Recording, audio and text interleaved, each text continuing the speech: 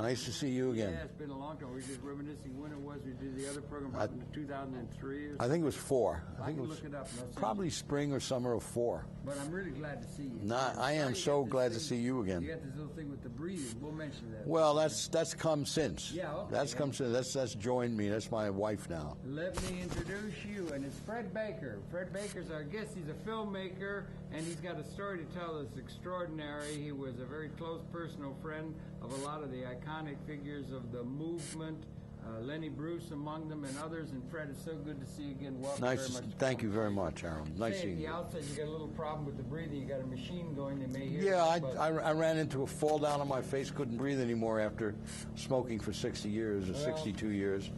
And I don't get too far out and talk too much about the actual act of it, because I was one of those really stubborn smokers. Okay. And so I don't say anything about that. But what happened to me was that I fell down and couldn't breathe. They took me to the hospital, and the doctor said, in a nice Jewish accent, he said, "If you smoke another cigarette, they'll bring you in here in a box. You'll walk in a box." And I figured, well, walking in a box is at least alive. Yes, right. So I started to try and give it up. And at one point he grabbed me and says, "I'm not kidding around." He says, "You're going to be dead if you keep smoking." And I just gave it up. Okay, good. And now you got this machine. So and then he gave me a machine to breathe. Yeah, so that helps you longer. Yeah, I hope I don't look too ridiculous. Well, you don't look ridiculous. You look great. Okay. You look absolutely great and everything. Now go back over your life. Look, born and raised and everything. Born and raised in Brooklyn. Yeah. A little bit of a red diaper baby. In the trade union movement, my father, Fur Union was a very radical union. So I was brought up thinking socialism is the best way to go, and angry about capitalism and things like that. So I'm a typical New York Jewish left pinko. God bless you.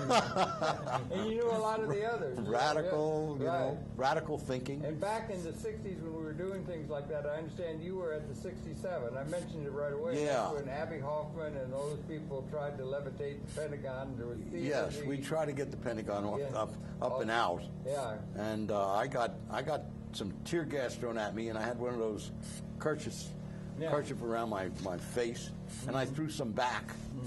And I got arrested and beaten up and taken to jail, and then into the Southern District system. Yeah. And that's when I met Assata Shakur, who became, because at that point I was already a filmmaker. I had already made a couple of dance shorts, a jazz dance short called On the Sound. Right. I'd already started on Lenny Bruce and a film called Events. Okay. So I met, because of that altercation with the federal system, having thrown back this tear gas, it was basically a activist move on my part. Yeah. I met Bill Kunstler, and was represented by his office against these charges, so to speak, which were eventually dropped. Yeah. And he helped me, but through him, I met a number of people in the system, like Assata Shakur. Yeah. And that's relevant to the movie you're doing now. Yeah, which is most relevant to my most recent movie. Yeah, now you've done that. Now let's kick through the early years. You were not only just an acquaintance. You were, I was saying to you, you were a personal close friend of, let's say, Lenny Bruce. Right. An iconic figure in terms of the movement and in comedy and intellectual. And you were a close friend. Right, I was, yes. That was good. Do you know Abby? Okay. I knew Abby very, very well, and his wife, and his kid. Anita and America. And America, yeah. We did a program with them. We aired with America. Yeah. And Joanna. And Joanna. Was running with at the end. At the end, during his fugitive years. But you were mixing with some of the heavy-duty guys that were heavy-duty. I was kind of like the iconoclast filmmaker of that group. And I was, in fact, taking most of the itinerary, the footage of all those demonstrations. I was shooting a camera while I was demonstrating at the Pentagon. Well, the Pentagon was 67. 67, yeah. There was the Fugs. Were they there with Julie Kupferberg and Ed Saunders? Absolutely, the Fugs. Yes, all of those people know of me. Yeah. The fact is, Bob Fass was very important figure in radio at the time. Right. And I was on his show. I was on Barry Gray's show as the sort of the leftist, the token leftist filmmaker of the day, with films like Lenny Bruce. With actually, I was just thinking about myself as having making films about the outsiders. But they were all people who I think fought the good fight. To get the right to disagree. Disagree with racial politics, to disagree with language politics, to disagree with all the hypocrisies that we still live with today, and still fight today. I was just thinking that time was a magic time in a way. There was Bobby Dylan came along and he was talking about something blowing in the wind, and there was something shaking up the consciousness of the whole planet in a unique way that a lot of these younger people don't realize. But that was a magic moment about that late 60s. I think it was a cumulative rumble that came even. I mean, people like Bobby Dylan, who I love. And did you know Bobby? I knew him. Okay. I played bongos with him at the where was that? There's a little coffee shop that used to be right above where Cafe Society downtown, right catty corner from that. There's a little coffee shop up on the steps up on that corner of, I think it's East 4th or West 4th. West 4th and West 4th where the basketball court. And either Bleecker or McDougal that comes through there. And we used to play bongos for him when he was just playing in the back of a cafe. Right. And wasn't even known hardly yet. Wasn't known. Was playing at Folk City. He would get a date. He would get a shot like a comic would get a shot in a comedy review. He'd get a shot to get up and do some of his stuff. And you backed him up with bongos? Had no idea of what he was brewing in terms of But were you a friend? Were you a friend then? I can't say I was a close friend, but I eventually ended up being invited over his house a couple of times. Yeah, right. Where he lived near the Figaro. He lived right around the corner from the Figaro. Okay. In the village. So I was a villager at that time when I first got married. I think he also knew Richie Havens. I knew Richie Havens from way back. Great iconic figure. Brighton Beach also played with him. Played bongos in Congo. Because when I went to these leftist camps, there was a couple of great camps. There was a Jewish one called Kinderland, which was run by the garment workers industry, the garment workers. Right. And then there was one called Wochika, Workers' Children's Camp, which was run by the Furriers Union, real radical leftist. That's where you were. Your dad were. My dad was a Furrier, so I went to that camp. And that was a progressive camp. Very progressive camp. I sang with Paul Robeson at that camp with Pete Seeger. As a kid, I sang the international folk songs of the day. You know, we are the Pete Boggs Soldiers and all those kind of songs. Yeah. And my counselor in one of those camps was one of the really great primitive dancers, black primitive dancers of all time. Really? Who? A woman named Pearl Primus. Okay, I don't know. Yeah. And Pearl Primus is, I think she's now getting around to being recognized as to her role of bringing African dance, native African dance, into the so-called modern dance system. Good deal. In the 30s and 40s. Yeah. And Pearl was in the 30s and 40s. Yeah. Okay. Yeah. And into the 50s. Now you were coming into your fruition when it was 60s, early 60s, and so forth. You're like a young man and everything like that. Oh yeah, early 60s. I was 30. Right. I was 27, 28, 29, 30. Right. But in terms of how I got into African drumming, was Pearl was my counselor, and I always did that on the tape as a kid. Don't know why. I got rhythm music. So she used to say, well, if you're going to do that, come into my dance school, come into my dance class, and here's some clay Moroccan drums. See if you can play those. From Morocco. So I'm talking about being 7 years old, 7, 8 years old, and playing Moroccan drums. Yeah. So eventually, I ended up proverbially being a bongo percussionist, not an American trap drummer, but a Latino type percussionist. That's great. Yeah, the Latino African percussionist. I was at a thing the other day. We went to a African Chamber of Commerce in the United States. They had people from Africa, 54 countries. They were playing. They had a DJ DJ Gaddafi, he was called. He had shades, and he was playing popular music from Africa, Right. and it knocked me out. It was so it's good. great. Fabulous. You know, we're beginning to get some feedback from other parts of the world rather than being a one-way street. You know, that's really a good thing. Well, in those days, I think the fact that we were probably the only grouping of people, the radical left, that grew up in cities like New York and Philadelphia, probably Los Angeles, San Francisco, etc. Always San Francisco, We were the only grouping of people, the only social grouping of people that were intermixing steadily interracially. Oh yeah. And we had interracial camps. Yeah. And we were stoned in Peekskill. I mean, we were basically the only people doing that. That White was people before doing everybody on the block was a hippie. I mean, it was Oh, like yeah, way coming out of the before that. beatnik. Yeah, way before Beatnik that. was carrying the tradition of the bohemian, right? Yeah. That guy, the artistic. Yeah. Right. So right. I think we were better, more than bohemians. I think we were political radicals. Yeah. But at the same time, our racial thing was very, very high. The anti-Jim Crow. Yeah. The really fighting the Jim Crow laws. Well, that was I remember that in my family in the early 40s. In the 40s. At good. the time I was 10 years old, I was on Hard picket fight, lines. Yeah. So, and with my father, with my sisters, with my mother. So, essentially, I was wondering, how did I end up making as much music and film in the black idiom? Because On the Sound, my first short, is a black jazz dance film. Okay. Assata Shakur, my most recent film, is basically about black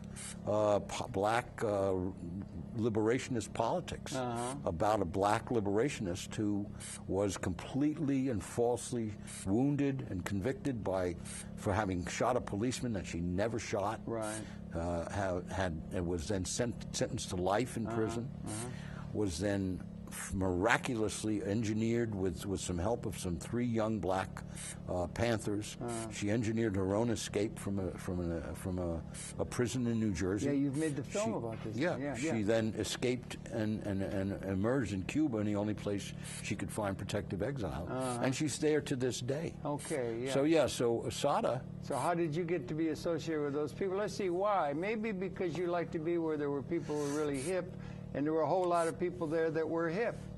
No, I don't think so. If it wasn't for their contributions, we'd still be dancing the minuet.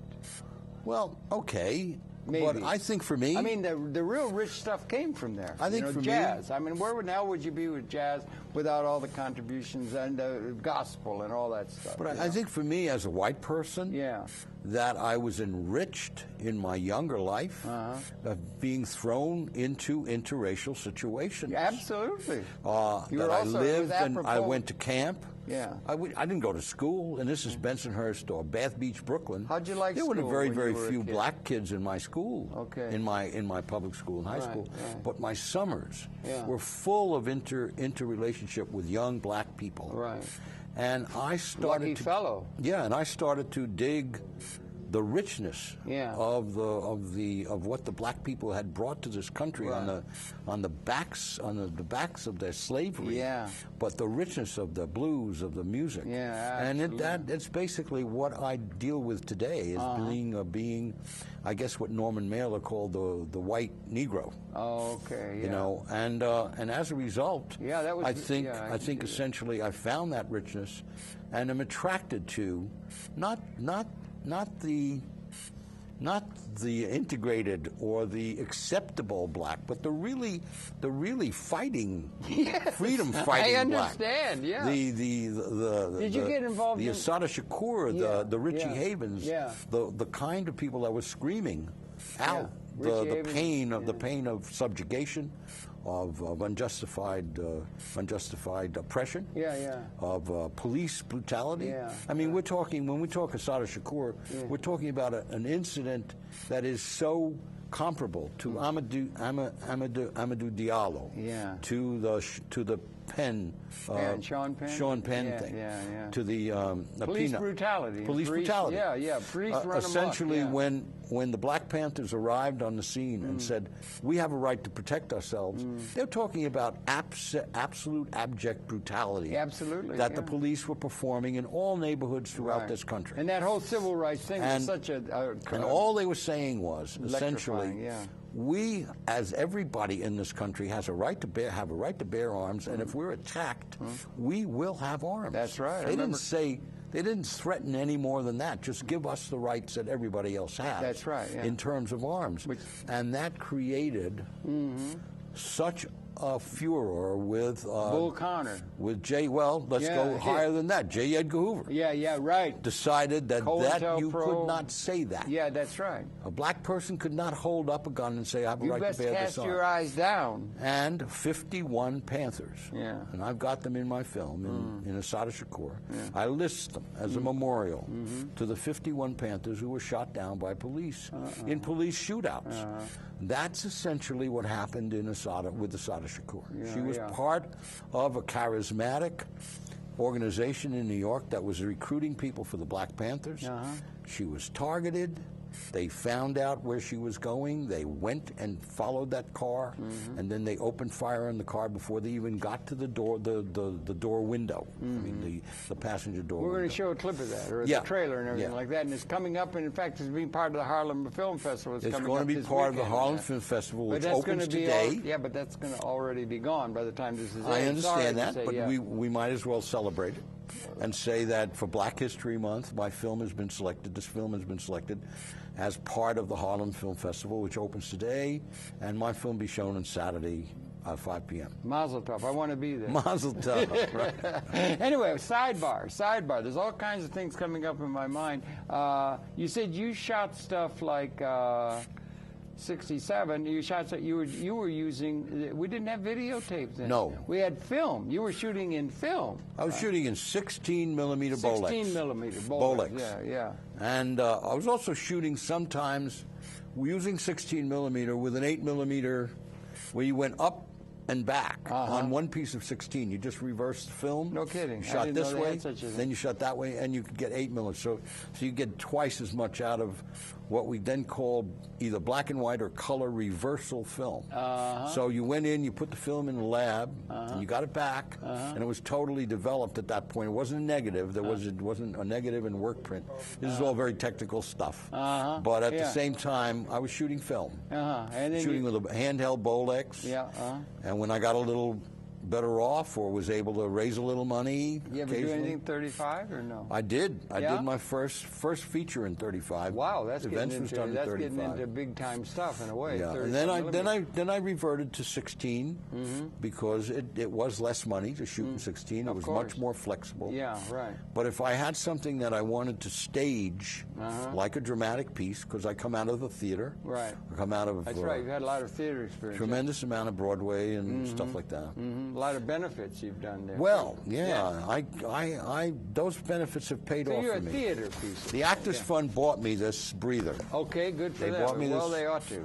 And they've also provided me with an apartment I live in now. Wonderful. That's really good. Best spot, right 2 blocks from here. Because you were, that's right. You didn't have far to come. That's really good. Back to the thing about the civil rights. Were you in on any of the early stuff, 60, 62, or even late 50s? What was called the Freedom Riders that went south and so forth? Did you ever get involved? I didn't. I was always taking my hat off to people that would, go into that Bull Connor situation. I didn't go down. I didn't go down at that point. Yeah. I don't know how essentially that worked, but I was in a lot earlier in demonstrations in the late 40s. In the late 40s? In Jim Crow. You were a kid. Yeah, I was a kid. Yeah. I was, not a kid.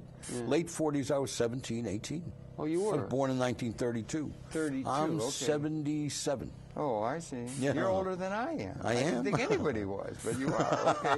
Anyway, okay. So, and you were from the get-go. You were politically active and we were very, came right out of the family situation. We were very, very active. Yeah. We were corner rabble-rousers. Good for you. We got up and spoke on corners and passed out leaflets. Right. Do you know the Living Theater people, Julian? I know Judith and Julian from way, way back. In fact, I contribute to their monthly. I just made a contribution of $10 a month to keep their theater going. Yeah, they got a new one down on Clinton Street. Yeah, they used to be. That's really good. So that whole thing, and then you had friendly relationships with some of the real icons of what was called the movement in that time, leading up to the Woodstock time and all that kind of stuff. I was close particularly Lenny. Lenny close Bruce to- was yeah. an icon. You were a personal friend, not just an acquaintance or shake his hand or something. You were a personal friend, knew the man well. He'd confide in you, he'd come to you when he was in trouble psychologically or otherwise, and all of that. When Could he you was in talk New a York, little- I mean, yeah, when he was in New yeah. York. Yeah, but I'm saying he was somebody that you were somebody that he could depend on, not only when everything was great, but also when things got a little. I loved the tricky. guy. Yeah, you did. I mean, know. I just thought he was so big. First of all, I just thought he was very funny. He was indeed. Extremely funny, Yeah. and funny was always important to me in those days. It's the cutting edge, I think. Yeah. Humor And, or funny, yeah. And yes, Like at that Pryor, time, at the yeah. time of the Go-Go bust, Yeah. I became friendly. I wanted to do something as a filmmaker. I wrote Yeah. a script for him, Okay. and I got friendly on that basis. I can't say that Lenny. He had one or two friends from out in L.A. that lived at I forget their names at this point, but that lived at his house in Yeah. L.A. Yeah. where he died. In fact, where he died from an overdose in his bathroom. Yeah. And I wasn't running back and forth to L.A. I was a New York filmmaker, Right. writer, director, whatever, theater person. What part of town did you mostly hang your hat in during the long time you were here in New York? What part did you live in? You're living in 92nd Street. 92nd That's in this other on the piece. west, on the That's west, in this in other Broadway? piece of film that I brought around about Broadway, like? between Columbus and Central Park West. Okay. Oh, you 35 get to the West park, yeah. 92nd. That's nice. Yeah, I grew my whole family up. I grew 3 kids up there. Okay, how the kids doing? The kids are great. Yeah. They're all in their Are they late doing 40s things now. political or that or what? Or what do you No, think? no. I think What's this- happening with the young people? They're not being very political these I days? think Or what do you I think all the kids of let's say the red diaper baby Yeah, type, yeah. really active political people like myself. I think the general complaint all around is that the kids either rejected the radicalness of it or the special kind of angry quality of seeing everything wrong with the system, of wanting to change it or wanting to make it better. You think they got co-opted?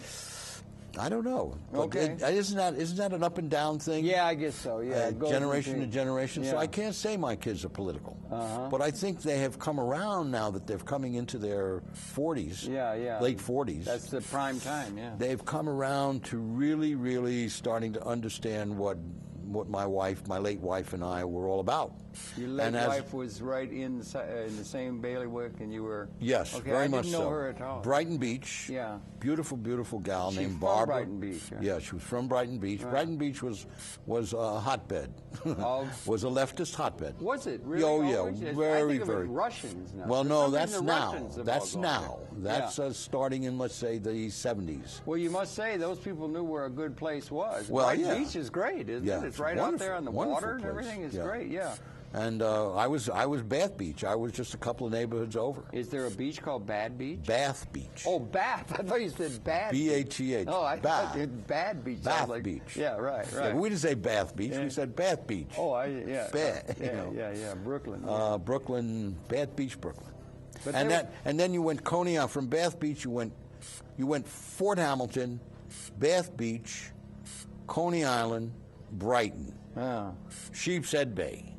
My wife, I met my wife in Brooklyn in Sheepshead Bay. I met my Actually, wife. I in actually met her at Sheepshead Louis. Bay there. Louis was the village Louis hangout. was what? It was a Village restaurant? hangout. It Village- was like a bar. That's in the village. Yeah, in the You're village. And the hip Brooklyn people and the hip boroughs people Uh-huh. went to Louis. Now you're talking late 50s, early 60s? I'm talking early 50s. Do you know early to Arthur mid 50s. Lugoff? I knew Art DeLuca very well. He was a partner. He put on Great Lenny. guy, yeah. He helped me put on Lenny Lenny Bruce Multimedia at the Village Gate. At the gate, yeah. Yeah. Okay, good, yeah. Yeah, Art DeLuca was a very close Great friend. time. Great guy. And you did bongos before Dylan was Dylan. He was still Zimmerman, was he?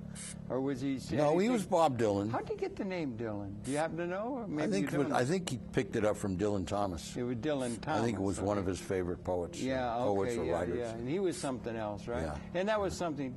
Would you have gone to Woodstock? I did go to Woodstock. You did. You were there. Yeah. I was there too. There were Yeah, 600,000 of them. I'm sorry I missed you. I skirted around I the didn't edges see of it, you. It and I seems took to- some.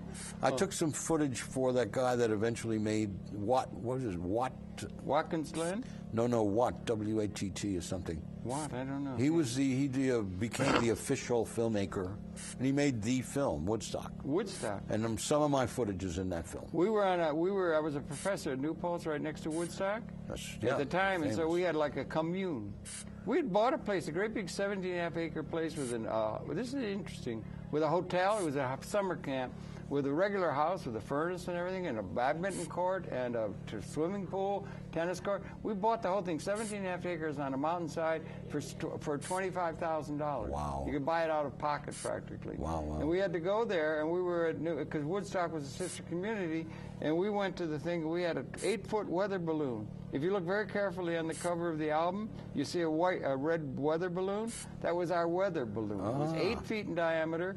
And we tethered it to the ground so the people from Woodstock and New Paltz and Rosendale would know where to gather there at White Lake. Right, you know? right. It was great. It was an epiphany, you know. I mean, it was absolutely fantastic. Oh, yeah. And there was something, and it was Richie who sang that first song. Were you there when he did? Absolutely. Everybody was milling around. Where the hell's the music? Where are the 600,000 people? And he sang Freedom. Yeah. It was great, right? Unbelievable. There was something blowing in the wind. Oh, no doubt about it. What was it? What was it that got that going? I think it was civil rights. We had the war. We had the, you know, it was 69. I think it's cumulatively enough voices Yeah. decided to join the protest. Protest. What? There's no protest today. Yeah. Today, Yeah, how if you can that really, be there's no protest? if you really want to find protest, Yeah. you can find it. Like when they tore down the sign at NYU, not NYU, at City College, that happened to be dedicated to Assata Shakur and Morales. That was a little and the something, right? And the police tore down the sign. So a few people arrived at night to put the sign back up, and the police came. And there was a bit of a riot. We can choose what we want to name our community center after. Yeah. We said no. Barron, There's a lot of complaint about using her name, Assata Who was the fellow, Shakur. Barron or somebody? Charles Barron. Yeah. Didn't he get in support of that? He's a heavy dude. He's trying to be. He's in this film. But you don't have people pushing it like they did. No, I mean, they were closing things I think down. when enough people, you know, there was something, and 600,000. They all went. Nelson Rockefeller declared it a disaster area. Food manifest out of nowhere. You had Abby Hoffman on the stage being kicked off by Peter Townsend. I think saying, the this response. is it was just a magic time.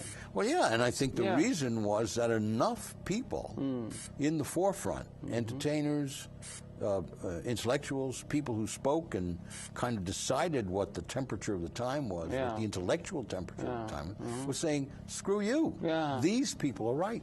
The people that want to wear long hair, and the people that want to say, we want our language rights, we want racial rights, we want equality, all the things we fought for. We want this stupid fucking war to end. Absolutely. It was horrible. You know? And I think there were enough people that raised their voice, and that it allowed for other people to join that. And that's why we had the rumble. So do you think everything's gotten so good, the system is so in peace, and everything is just and everything's good now, so that there's nothing to complain about now? No. There's still a lot to complain about. Do you see they're bailing out all these banks and everybody? Well, you're talking about the last 8 years not being... The last 8 years are the theater of the absurd, man. Total. And they just put up with it. Why aren't there rebellious people saying this is absurd, and when are we going to have elemental justice and all that sort of thing? What's happened to the spirit of protest? I think there was enough comfort built up during the Clinton era. I really, really respect what he did. Was that he did bring comfort to the upper, lower, and middle classes. And engendered a comfort level with the system.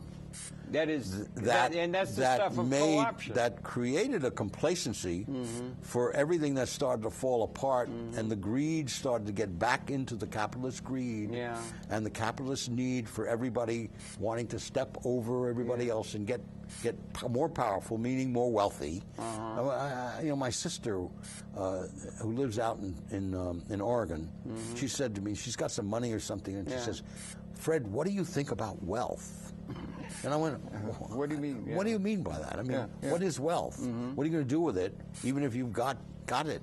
But anyway, the point I'm making is I think there was enough complacency built up by the generosity of the middle classes getting wealthy, or enough comfort to sort of ride over without protest all of the excesses of the Bush administration, all of the absolute excesses against our Constitution, the shame of torture, all of these Abu really Ghraib, deep, Guantanamo, the attacking of the sort of the unjustified attacking of another country. You think it's been? Yeah, I know, but if I mean, how do we live with all of that? I don't know. And how do we live? I with mean, we Reagan? have tried to change it by electing this brilliant young, Isn't he great? Isn't elegant he man. He has the makings of a class act. Oh, he's classy. He's classy. He's total classy. Yeah, really a class Now act. let's hope that the accomplishment level meets the sense of his person, of his personage.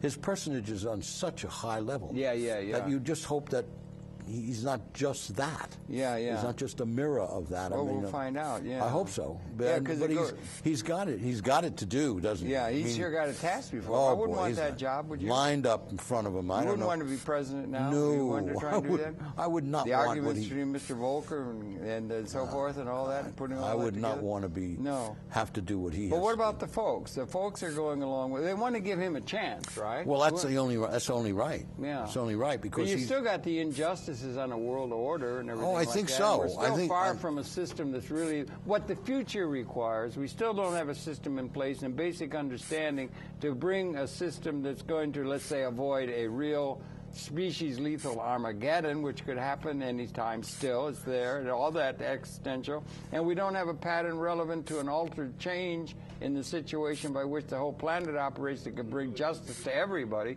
We don't have that yet. And people are just, you know what I'm saying? Yeah, I understand what you're saying, but I mean, we've always had that. We've always had those questions or those unanswerables. Well, they're not necessarily unanswerable. The intellectuals of the system is not coming up with what the future requires. There's a break point. Woodstock was signaling it, I think, or that there was something going on.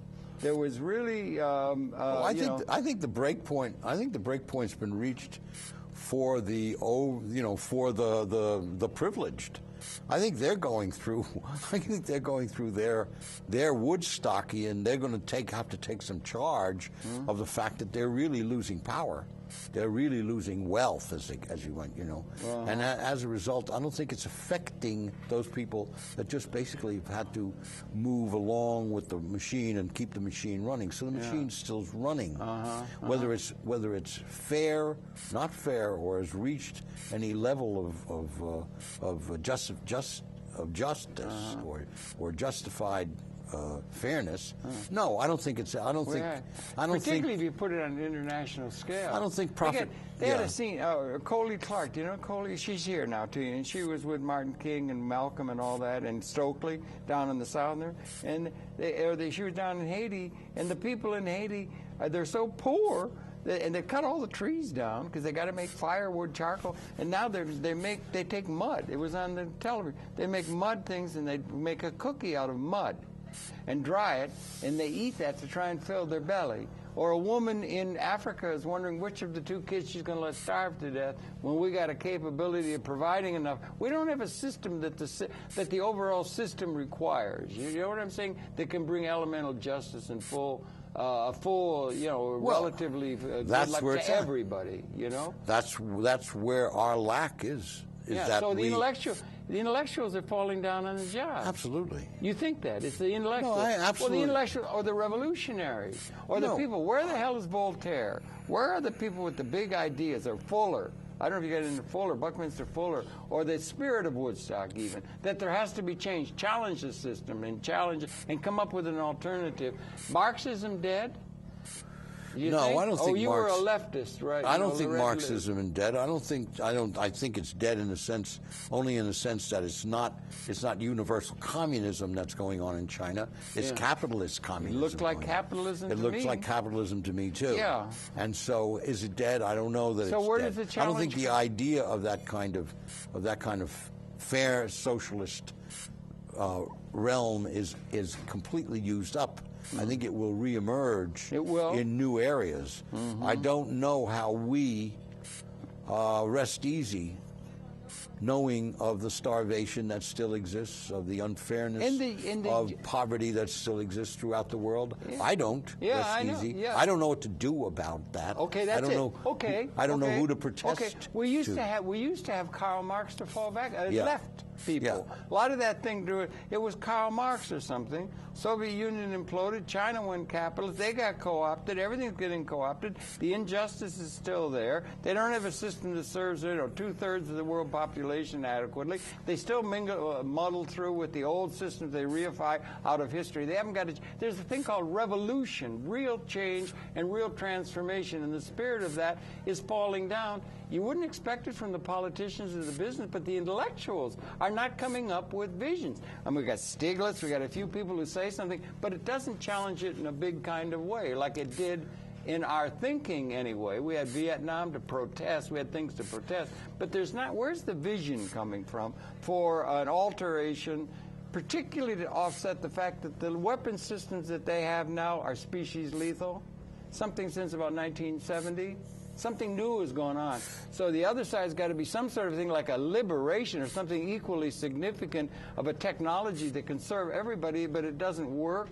Or where is the intellectual impetus for a real revolutionary transformation in vision, or the vision thing coming from? Harold, I don't think I have any answers to those statements. Yeah. I really don't. Okay. I do as much as I can to celebrate the dissidence of that which is unjust in society. Well, you've got a big canvas that's to paint as much, upon. yeah, Most of it's all unjust. And I take that canvas sometimes to very, very microcosmic spots, like an Assata Shakur, who can't come back to the United States. Yeah, let's talk about because that. she was totally and unfairly treated as a black person in this country. Yeah, okay. And then has been wiped by the very biased media as being a cop killer, and all the things that they've done to paint her story black because we don't get along with Cuba, or we have tried to squelch Cuba with an embargo. So I can only pinpoint those unfairnesses that go on that deal with those stories I wish to tell.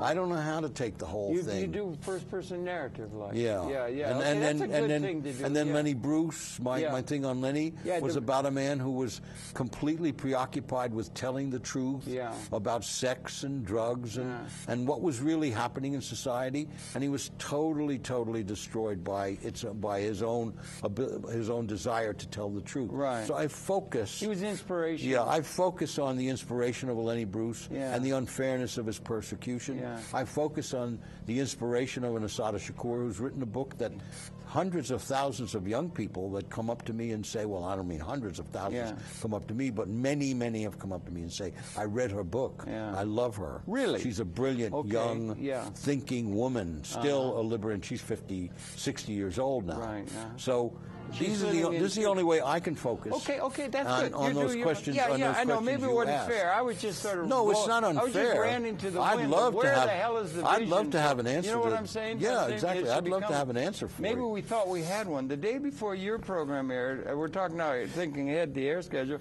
I had done a program with Gus Hall. Good old Gus Hall. Gus Hall. He was the general chairman of the Communist Party of the USA. I think I voted for him. He was totally confident that socialism was inherently the way in which it'll all end up. He was absolutely fucking right. So has the socialistic dream gone? Have we given up on it? Is it all over? Will it come back? You know what? Is there a place for that in terms of motivating? All I know is about myself, because I don't belong to any general like political organizations anymore. I voted for Obama because I just believe in his brilliance and elegance. You weren't going to vote for McCain. No, definitely not. Or George Bush. But, did you vote for Georgie when he was running? No, hardly. It was absurd. No, I thought Clinton was basically one of the best minds of our society, of what our society could create. Right. And then because of because of some sexual, Isn't it? picadillo. It's just I mean, theater of the absolutely, absurd. it's theater. Theater of the absurd. It's absolutely you can go becomes, and kill 54 million people absolutely in Vietnam, becomes the villain of all time. but it Here's takes a guy, a cigar with a blowjob to get Yeah. it. What kind of a society is that Well, anyway? How the hell do we get it's to the a point? strange one. I mean, it is strange. Yeah, that's beyond why. belief. That's why. Basically, I say 80% of the time, I find my enjoyment in the absurdity. Yes, and the that's humor. why you liked Lenny. Yeah, absolutely. And Lenny was and the kids. Or, I mean, the or kids. a guy like Louis Black. Louis who Black can't is get- a riot, Who yeah. can't get over being angry. I mean, he just is angry about Well, yeah, everything. Yeah, And and Lenny everything. was an inspiration to them all. Richard Pryor, Yeah. all of them, Lenny and, was and the- Bart Lenny Saul, was and the- all of them. Lenny was the high They watermark. all loved him, right? Yeah, Even though he had all absolutely. kinds of problems, and he got very.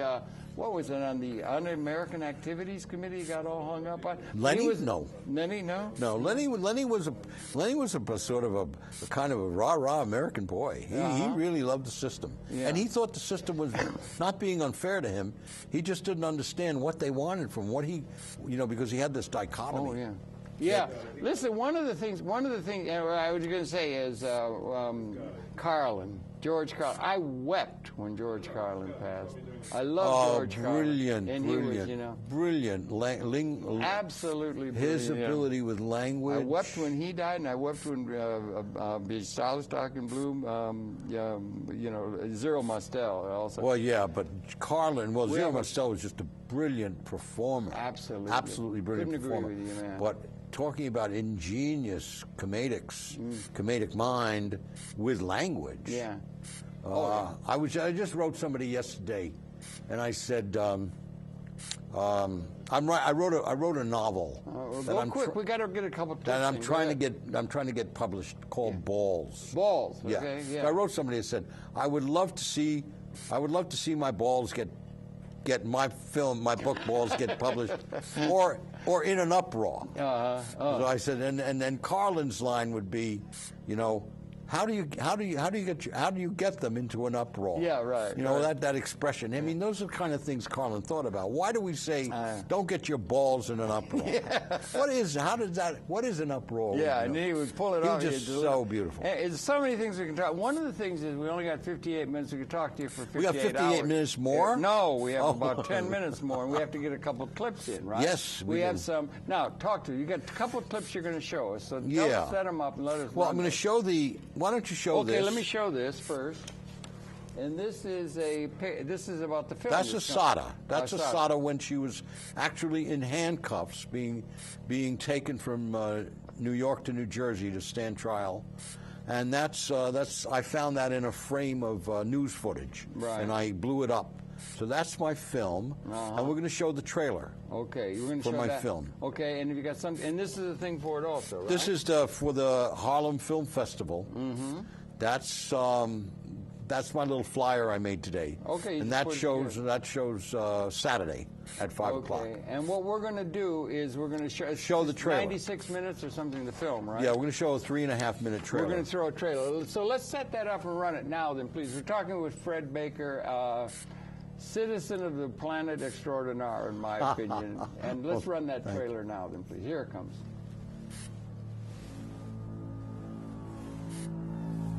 Wow, that looks great. She was hit 3 times in her shoulder, side, and back. She sat there bleeding. And then they lied about her. Wait a minute. What They happened? would have you believe that as she lay there, slowly bleeding to death, Where's the trailer? she miraculously got out of the car, walked over to the They cut fallen off the trooper, monitor. Don't turn off the picked monitor. up his gun, and shot Did you him turn off twice the in the monitor? head. They know she never got out of that car. But why was the trooper on the ground in the first place? They had no lie for that one. That's it. Marshals, remove Mr. Kunstler. Weren't you thinking it was possible that you might have killed the trooper yourself, wildly firing in all directions? Madly firing your gun?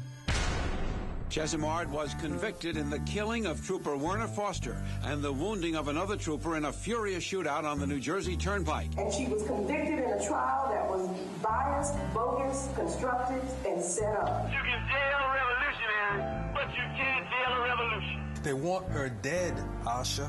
Christine Todd Whitman, when she was the governor, created a $50,000 bounty. Governor Whitman herself went on TV and put a bounty on her head for $1 million.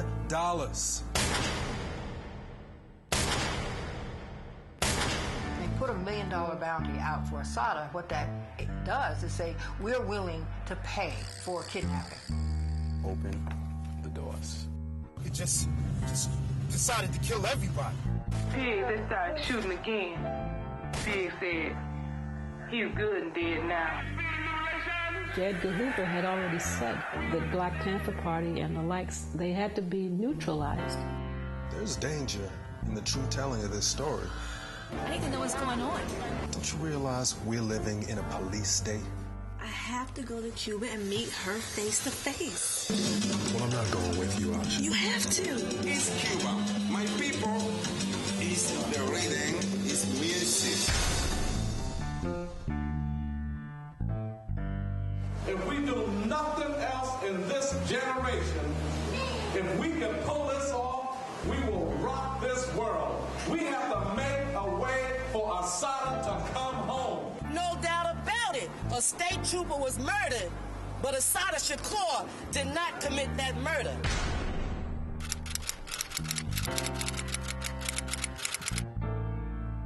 If you think you know this story, you should see this film. If you believe the lies about her, then you must see this film.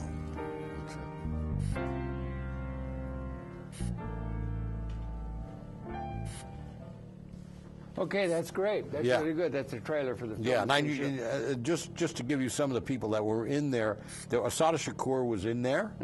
Kathleen Cleaver, who was a great Panther leader with Eldridge Cleaver. Yeah. You saw me playing William Kunstler, and a couple of the actors. There's Charles Everett playing the young filmmaker, and then there's Erica Vaughn playing a journalist, and Those are actors. Those are actors. Mr. Barron. It's a hybrid, and then Charles Barron. Yeah, it's a mix between reality and acting. Yes, it's a hybrid. It's a hybrid format that I love. I've started to love. Herzog does it. A couple of other filmmakers have started to really say, okay, let's start mixing both documentary and. Okay, good for you. That's really good. Okay, we got to run along because we're running short on time. So we got another clip. Yeah. Now, what is the other clip This you brought in? is a young filmmaker who grew up with my kids and went to again an interracial situation. A young African American boy named Dawood Abu Bakar. Interesting, near my name, Baker. Bakar. B-A-K-R. Right, you are. Who made a short film about me. Grew up almost in my household with my kids. Went to camp with my kids. Then came to me and said, "I want to make a film about you because you're a good filmmaker, and I want to make a film for my thesis." And this is a film he made. It's called Finding Fred Baker. Okay, and how much? This is just a little piece we're going to show. A little clip you got. Okay, we're running that. Fred Baker, and we're almost running short on time. We're almost over. Okay.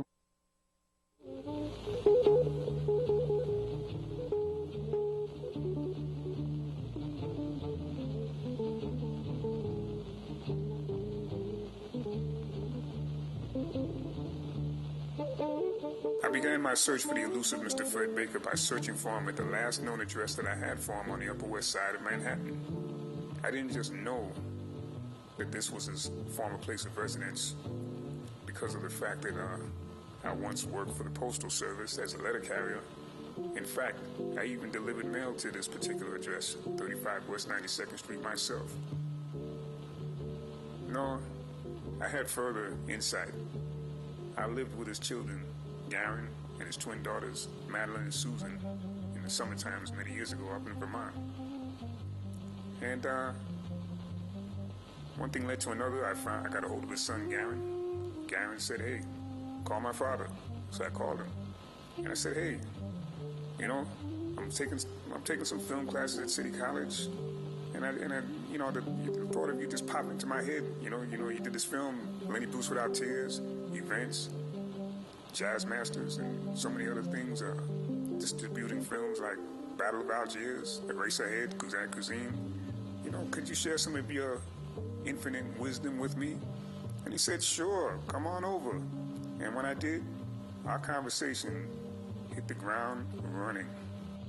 If you don't know anything about this and want to be a filmmaker, you better learn.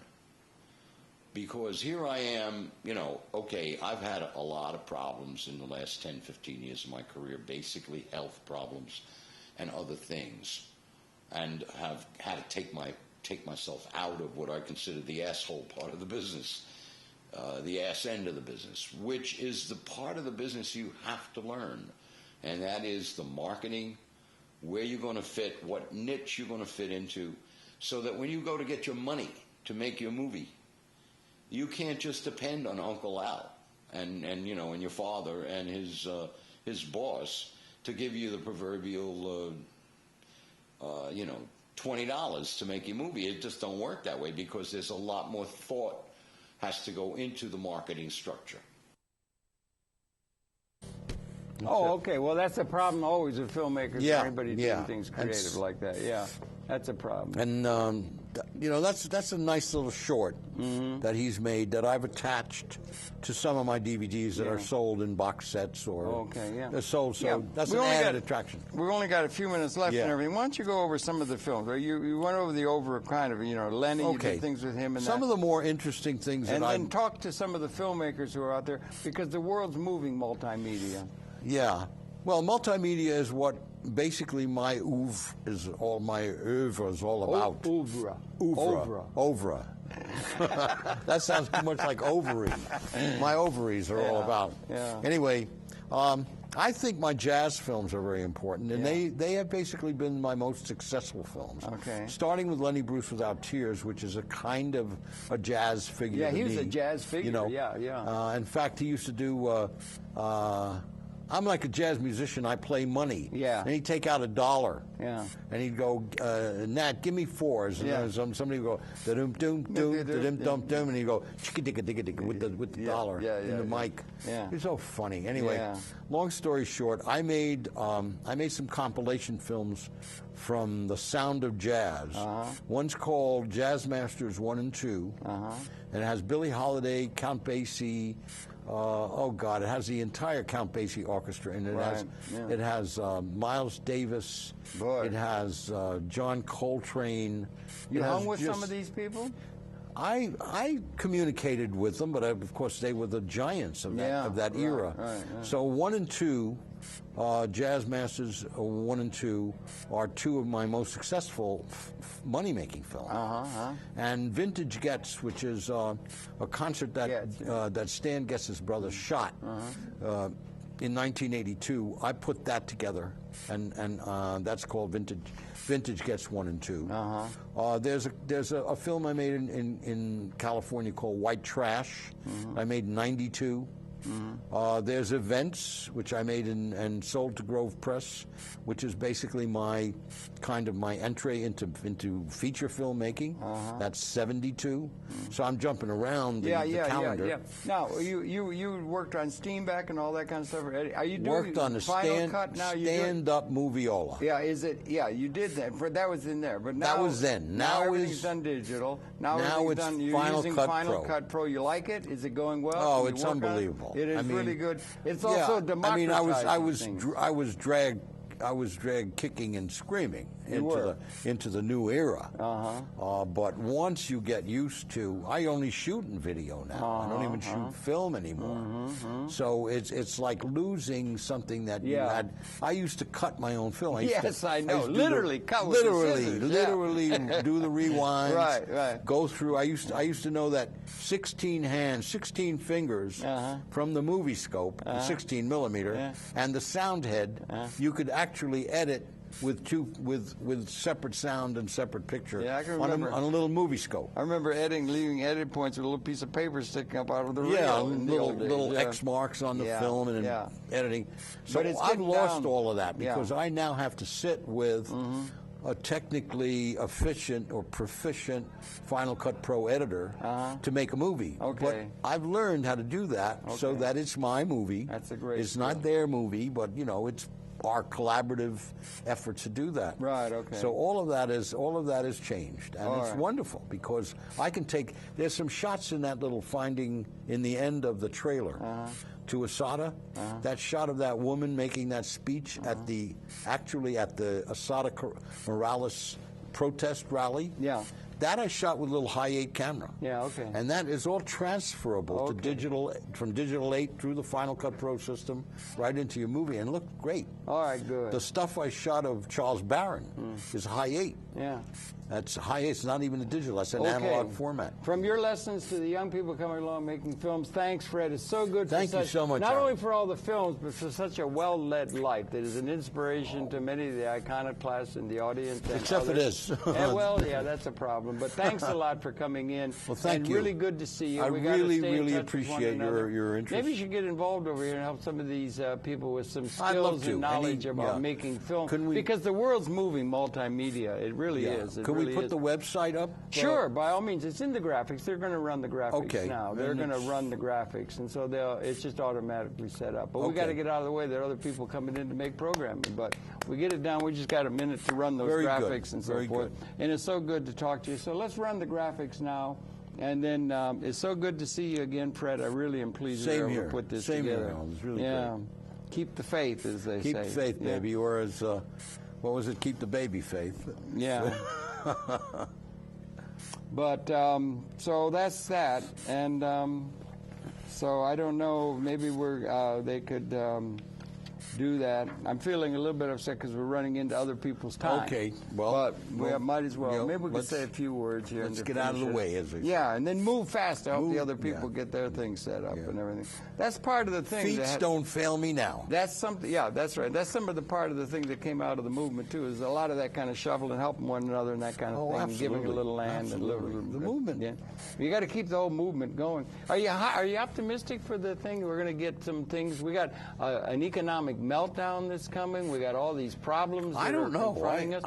Or do you think we're going to go into a tailspin? Or what is your general I've thought? never been a capitalist, so No, I right. don't worry about those things. I'm not happy about it. I don't like to see people get hurt. No, I'm not asking you for a specific. I'm asking you for Do a I general think it's gonna work reading itself? of whether or not maybe the whole planet is heading for a down spiral, or do you think there's going to be it doesn't something feel emerging? precipitous to me. For some reason, it's a lot of talk about a lot of money probably that's gotten sucked out of the system, whether it's to India or China or whatever. So other systems have built themselves up, and then we have to equalize. I just don't understand it.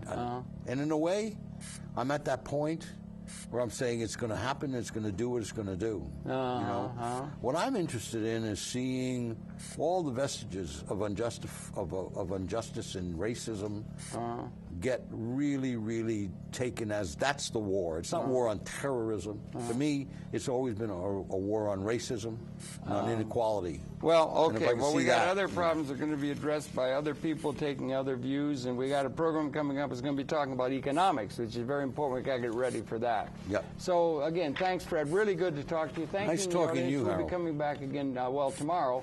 Tune in then, Frank. Fred, thanks once again, very, very much. Thank you very much. Okay. Right. Okay. So we got to strike the set because you're.